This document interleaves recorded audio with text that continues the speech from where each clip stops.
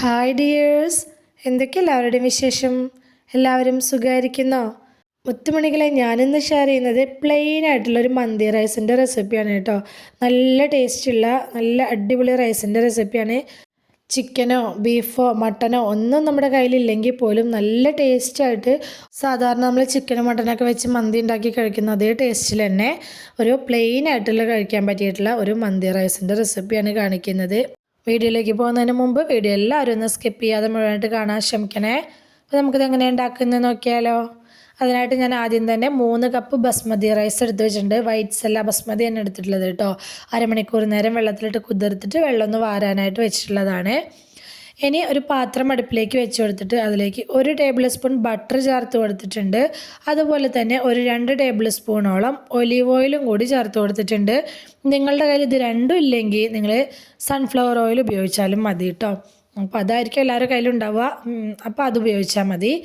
ഇനി ഇതിലേക്ക് കുറച്ച് സ്പൈസസ് ചേർത്ത് കൊടുത്തിട്ടുണ്ട്. 3-4 ഏലക്കായ, 3-4 ഗ്രാമ്പു, 1 ടീസ്പൂൺ മുഴുവൻ കുരുമുളക്, 1 ബേ ലീഫ്, ഇത്രയും ചേർത്ത് കൊടുത്തിട്ട് ഇതൊന്ന് നന്നായിട്ടൊന്ന് മൂപ്പിച്ചെടുക്കുന്നുണ്ട്. അതൊന്ന് അങ്ങ് ചൂടായി വന്ന സമയത്ത് ഇഞ്ചി വെളുത്തുള്ളി ചതച്ചത് 1 ടേബിൾ സ്പൂൺ ചേർത്ത് കൊടുത്തിട്ടുണ്ട്. പേസ്റ്റ് അല്ല, ചതച്ചത് തന്നെ ചേർത്ത് കൊടുക്കണേ. എന്നിട്ട് ഫ്ലെയിം ഒന്ന് കുറച്ച് വെച്ചിട്ട് ഇതൊന്ന് മൂപ്പിച്ചെടുക്കണം. ഫ്ലെയിം അങ്ങ് കൂട്ടി വെച്ചിട്ട് പെട്ടെന്ന് അങ്ങ് മൂപ്പിച്ചെടുക്കരുത്.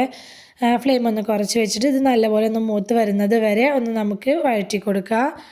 അതൊന്ന് നല്ലപോലെ മൂത്ത് വന്ന സമയത്ത് ഞാനിതിലേക്ക് ഒരു ചെറിയ സവാളയുടെ പകുതി, അതുപോലെ തന്നെ ഒരു ക്യാപ്സിക്കം മുഴുവനായിട്ട് കട്ട് ചെയ്തതും കൂടി ഞാൻ ചേർത്ത് കൊടുത്തിട്ടുണ്ട്. അപ്പോൾ ക്യാപ്സിക്കം ഇത്ര തന്നെ ചേർത്ത് കൊടുക്കണം കേട്ടോ. അപ്പോഴാണ് നമ്മുടെ റൈസിന് നല്ല ടേസ്റ്റ് ഉണ്ടാവുക കഴിക്കാനായിട്ട്. ഇനി ഇത് നന്നായിട്ട് തന്നെ ഒന്ന് വഴറ്റിയെടുക്കണം. ക്യാപ്സിക്കം ഒക്കെ ആ റൈസിൽ അലിഞ്ഞ് ചേരണം. അതുകൊണ്ട് ഇത് അത്യാവശ്യം നന്നായിട്ട് സോഫ്റ്റായി വരുന്നത് വരെ ഒന്ന് വഴറ്റി കൊടുക്കണം. അതൊന്ന് നല്ലപോലെ ഒന്ന് വഴന്ന് വരുന്ന സമയത്ത് ജീരകം കയ്യിലുള്ളവർ ഒരു 1/2 ടീസ്പൂണോളം ജീരകം ഒന്ന് ചതച്ചിട്ട് അത് ചേർത്ത് കൊടുത്തോളൂ കേട്ടോ. അപ്പോൾ എൻ്റെ കയ്യിൽ ഇപ്പോൾ ജീരകം ഉണ്ടായിരുന്നില്ല, അതുകൊണ്ടാണ് ഞാൻ ചേർത്ത് കൊടുക്കാതിരുന്നത്. ഇനി ഇതിലേക്ക് ഒരു 2 മാഗി ക്യൂബ് ചേർത്ത് കൊടുത്തിട്ടുണ്ട്. മാഗി ക്യൂബ് സ്കിപ്പ് ചെയ്യാതെ ചേർക്കണം, അപ്പോഴാണ് റൈസ് കഴിക്കാനായിട്ട് നല്ല ടേസ്റ്റ് ഉണ്ടാവുക. മാഗി ക്യൂബ് ചേർത്ത് കൊടുത്ത ശേഷം അതൊന്ന് അലിഞ്ഞ് വരുന്നത് വരെ ഒന്നങ്ങ് വഴറ്റി കൊടുക്കുക. അപ്പോൾ നല്ലപോലെ ഒന്ന് വഴന്ന് വന്നിട്ടുണ്ട്. ക്യാപ്സിക്കൊക്കെ നന്നായിട്ട് ഒന്ന് വഴന്ന് കിട്ടിയിട്ടുണ്ട്. ഈ സമയത്ത് നമ്മൾ വെള്ളം വാരാനായിട്ട് വെച്ചിട്ടുണ്ടായിരുന്ന റൈസ് ഇതിലേക്ക് ഇട്ട് കൊടുക്കുക. എന്നിട്ട് ഫ്ലെയിം ഒരു മീഡിയത്തിലാക്കി വെച്ചിട്ട് ഇതൊരു 2 മിനിറ്റ് നേരം ഒന്നങ്ങ് വറുത്തെടുക്കണം. കൈ എടുക്കാതെ വറുത്തെടുക്കണം കേട്ടോ. ഇത് വറുത്തെടുക്കുന്ന സമയത്ത് ഇത് ഇളക്കാതെ നമ്മളിവിടെ വെച്ചിട്ട് വേറൊരു പണിക്കും പോകരുത്. ഇത് നമ്മൾ വറുത്തെടുക്കുന്ന സമയത്ത് കൈ എടുക്കാതെ തന്നെ ഒന്ന് വറുത്തെടുക്കണം. ഒരു 2 മിനിറ്റ് നേരം നല്ലപോലെ ഒന്ന് വറുത്തെടുത്താൽ പിന്നെ ഇതിലേക്ക് ആവശ്യമായിട്ടുള്ള വെള്ളം ഒഴിച്ചു കൊടുക്കുകയാണ് വേണ്ടത്. അപ്പോൾ ഞാനിപ്പോൾ ഒഴിച്ചു കൊടുക്കുന്നത് 1 കപ്പ് റൈസിന് 1.25 കപ്പ് വെള്ളം എന്നുള്ള ലെവലിലാണ് ഞാൻ ഒഴിച്ചു കൊടുക്കുന്നത്. നല്ല തിളച്ച വെള്ളമാണ് ഒഴിച്ചു കൊടുക്കേണ്ടത്. അപ്പം ഞാനെടുക്കുന്ന റൈസിന് അത്രയും വെള്ളം ആവശ്യമാണ് വെന്ത് വരാൻ വേണ്ടിയിട്ട്. അപ്പോൾ എന്തായാലും അതിൽ കൂടുതൽ വെള്ളമൊന്നും വെക്കേണ്ടി വരില്ല കേട്ടോ. 1 കപ്പ് റൈസിന് 2 കപ്പ് വെള്ളമൊന്നും വെക്കേണ്ടി വരില്ല എന്ന് എനിക്ക് തോന്നുന്നു. ചില റൈസിന് 1 കപ്പ് അരിക്ക് 1.5 കപ്പ് വെള്ളം മതിയാവും. അത് നോക്കിയിട്ട് വേണം നിങ്ങൾ ഒഴിച്ചു കൊടുക്കാനായിട്ട്. വെള്ളം ഒഴിച്ചു കൊടുത്ത് നന്നായിട്ടൊന്ന് ഇളക്കി കൊടുത്ത ശേഷം ഇതിലേക്ക് ഒരു 2 ടേബിൾ സ്പൂണോളം നാരങ്ങാനീര് ചേർത്ത് കൊടുത്തിട്ടുണ്ട്. അതുപോലെ തന്നെ 1 പിടി മല്ലിയില കുനുകുന കട്ട് ചെയ്തത് ചേർത്ത് കൊടുത്തിട്ടുണ്ട്. അതുപോലെ തന്നെ 1 പിടി പുതിനയുടെ ഇലയും കുനുകുനാന്ന് കട്ട് ചെയ്തിട്ട് അതും കൂടി ചേർത്ത് കൊടുത്തിട്ടുണ്ട്. വാടിയൊന്നും പോവാതെ നല്ല ഫ്രഷ് ആയിട്ടുള്ള ഇല തന്നെ എടുക്കാനായിട്ട് ശ്രദ്ധിക്കുക കേട്ടോ. അപ്പോൾ മല്ലിയിലയും പുതിനയിലയും മസ്റ്റായിട്ട് ചേർത്ത് കൊടുക്കണം. ഈ അളവിൽ തന്നെ ചേർത്ത് കൊടുക്കും വേണം കേട്ടോ. ഇനി ഇതിലേക്ക് ആവശ്യമായിട്ടുള്ള ഉപ്പ് ചേർത്ത് കൊടുക്കുക. ഉപ്പ് ചേർത്ത് കൊടുക്കുന്ന സമയത്ത് മാഗി ക്യൂബ് ചേർത്തത് ഓർമ്മയിൽ ഉണ്ടായിരിക്കണേ. മാഗി ക്യൂബിൽ ഉപ്പുണ്ടായിരിക്കുമല്ലോ, അപ്പോൾ അതിൻ്റെ ബാക്കി ഉപ്പാണ് ഈ സമയത്ത് ചേർത്ത് കൊടുക്കേണ്ടതുള്ളൂ. എന്നിട്ട് ഉപ്പും കൂടി ചേർത്ത് കൊടുത്ത് നന്നായിട്ടൊന്ന് മിക്സാക്കി എടുത്ത ശേഷം ഇതൊന്ന് മൂടി വെച്ചിട്ട് ഫ്ലെയിം കുറച്ച് വെച്ചിട്ട് ഇതൊന്ന് വേവിച്ചെടുക്കണം. ഒന്ന് വെന്ത് വരുന്നത് വരെ വേവിച്ചെടുക്കണം. ഇടയിലൊരു 10 മിനിറ്റ് ആകുമ്പോൾ നമ്മൾ ഇതുപോലെ ഒന്ന് മൂടി തുറന്നിട്ട് നല്ലപോലെ ഒന്ന് ഇളക്കിയിട്ട് ഒന്ന് ലെവൽ ചെയ്ത് കൊടുത്തിട്ട് വീണ്ടും ഒന്ന് മൂടി വെച്ചിട്ട് ഒന്ന് വേവിച്ചെടുക്കണം. ഇതിലെ വെള്ളമൊക്കെ 1/4 ഭാഗത്തോളം ഒന്ന് വറ്റി ഇതിൽ ലേശം ഒരു നനവ് ഉണ്ടായിരിക്കുന്ന ഒരു സമയത്ത് ഇതുപോലെ നമ്മൾ വീണ്ടും മൂടി തുറന്നിട്ട് ഒന്ന് ഇളക്കിയിട്ട് കൊടുക്കുക. നല്ലപോലെ ഒന്ന് ഇളക്കിയിട്ടിട്ട് ഒന്ന് ലെവൽ ചെയ്ത് കൊടുക്കണം കേട്ടോ.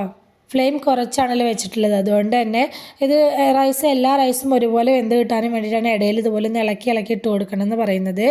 ഇതുപോലെ ഒന്ന് ലെവൽ ചെയ്തെടുത്ത ശേഷം പിന്നെ ഞാൻ ഇതിലേക്ക് നമ്മൾ മന്തി റൈസിനൊക്കെ വെച്ച് കൊടുക്കുന്ന പോലെ ഒരു 2-3 പച്ചമുളക് ഇതുപോലെ കുത്തി കൊടുക്കുക. ശേഷം ഞാനിപ്പോൾ റെഡ് ഫുഡ് കളറും യെല്ലോ ഫുഡ് കളറും കുറേശ്ശെ ചേർത്ത് കൊടുക്കുന്നുണ്ട്. വീട്ടിൽ കഴിക്കാനായിട്ട് ഉണ്ടാക്കിയെടുക്കുന്ന സമയത്ത് ഇത് ഒരു നിർബന്ധമില്ല, കളർ മാക്സിമം ഒഴിവാക്കുന്നത് തന്നെയാണ് കേട്ടോ നല്ലത്. നമ്മൾ വീട്ടിൽ കഴിക്കാനായിട്ട് ഉണ്ടാക്കുമ്പോൾ കളർ ഒരിക്കലും ചേർത്ത് കൊടുക്കണ്ട. ഞാനിപ്പോൾ ഇത് വീഡിയോയിലും കാണാനുള്ളൊരു ഭംഗിക്കും വേണ്ടിയിട്ട് മാത്രമാണ് ഞാൻ ചേർത്ത് കൊടുത്തിട്ടുള്ളത്. ഇനി നമുക്കിതൊന്ന് സ്മോക്ക് ചെയ്തെടുക്കണം. അതിനായിട്ട് ഞാനൊരു സ്റ്റീൽ പാത്രത്തിൽ കനൽ വെച്ച് കൊടുത്തിട്ടുണ്ട്. ഇനി അതിലേക്ക് ഓയിൽ ഒഴിച്ച് കൊടുത്തിട്ട് ഒന്നങ്ങ് മൂടി വെച്ച് കൊടുക്കുക.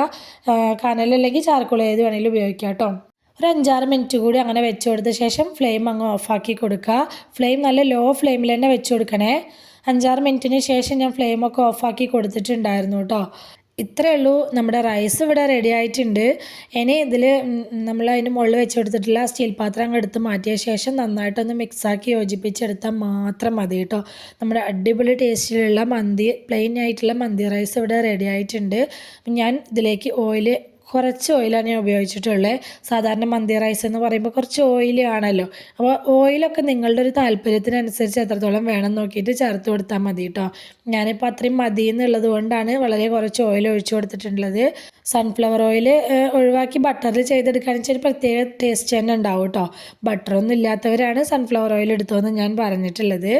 പിന്നെ സബ്സ്ക്രൈബ് ചെയ്യാതെ കാണുന്ന നമ്മുടെ പുതിയ കൂട്ടുകാർ ആരെങ്കിലും വീഡിയോ കാണുന്നവരുണ്ടെങ്കിൽ പ്ലീസ് ഒന്ന് സബ്സ്ക്രൈബ് ചെയ്ത് സപ്പോർട്ട് ചെയ്യണം കേട്ടോ.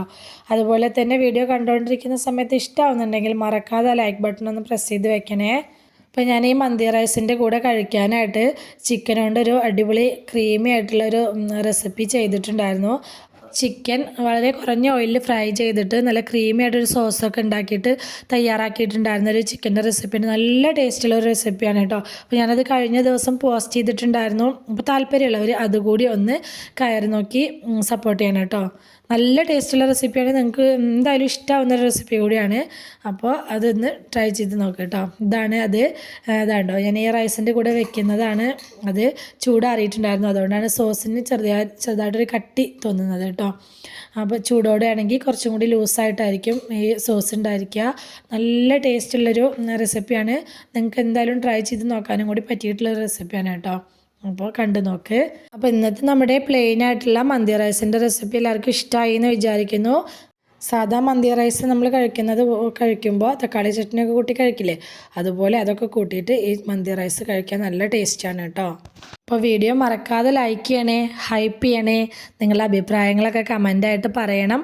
റെസിപ്പി ഇഷ്ടമായിട്ടുണ്ടെങ്കിൽ അത് നിങ്ങൾക്ക് ഉപകാരപ്പെട്ടു എന്ന് തോന്നുന്നുണ്ടെങ്കിൽ നിങ്ങളുടെ ഫ്രണ്ട്സിനോ ഫാമിലിക്കോ ഒക്കെ ഒന്ന് ഷെയർ ചെയ്ത് കൊടുക്കുക കൂടി വേണേ. ഇതുവരെ കൂടെ നിന്ന് സപ്പോർട്ട് ചെയ്തിട്ടുള്ള എൻ്റെ എല്ലാ മുത്തുമണികൾക്കും ഒരുപാട് നന്ദി. എന്നാൽ ശരി, സിമ്പിൾ ആൻഡ് ടേസ്റ്റി റെസിപ്പിയുമായി ഞാൻ വീണ്ടും വരാം. ബൈ.